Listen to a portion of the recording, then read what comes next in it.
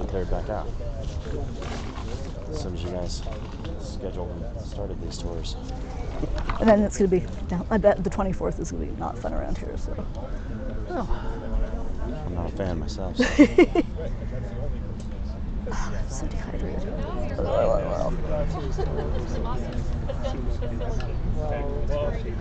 Yeah, let's wrap it up. Do you guys have any, ending questions?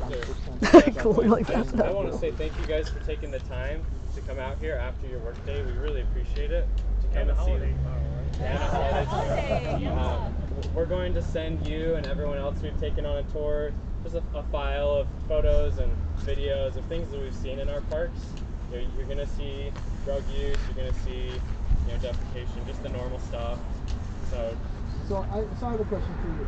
I understand as institutions what we are supposed to do and where we have deficits. I have just a question for you.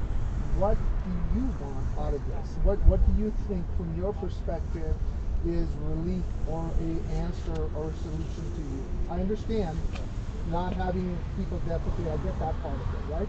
But where do you think the breakdown is occurring? That's a great question. I don't know, honestly. I don't work in the same field that you all do, and there's so many layers to it. Forget us, because you're a member of the community. This place clearly matters to you, right? And what does success look like to you? And knowing that we're going to have to deal with this population in some capacity, whether it's incarceration, whether it's mental health issues, or whatever.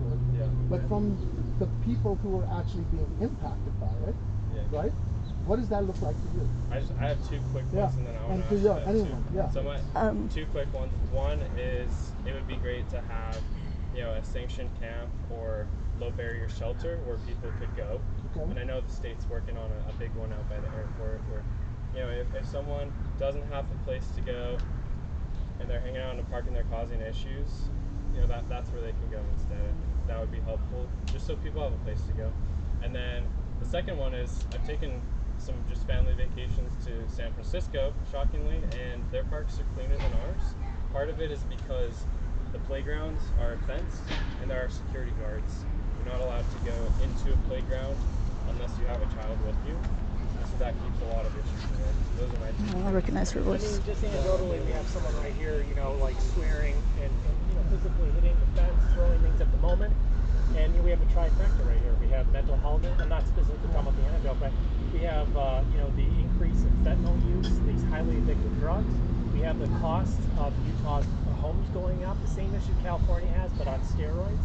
And I think the other thing we have is that we also look at drug usage in a different way. We try to also see that as an addiction rather than just something like the 1980s, where crack, for example, was dealt with very hardly. So when you have those issues, I think you have probably a large population of individuals of a smaller segment, right, that need something more than just jail, need something maybe more continuous to just kind of accept services, right? Saying to someone, we have services for you, but then they reject it. Because otherwise, what I see in the community is that we'll call the police or things like that, and then the individual's back getting drugs from the drug dealer, or taking their clothes off, in public. If I have a 5-year-old right now, and I call the police, I don't know. I'd probably just walk away with my child because this kind of behavior is not acceptable. But at the same time, the crime that's being done right now, if we can call it that, is so minimal that this woman might be back on the streets within hours. And so, it creates a culture where then people just stop caring, they move if they can, and then they just divest from the area. And so I think those individuals need more wraparound care. And that's where I think Salt Lake City is only part of the county. The county's only part of the state, and we really do need to have it top down. I've talked to other people. I've lived in multiple cities. I'm originally from Detroit.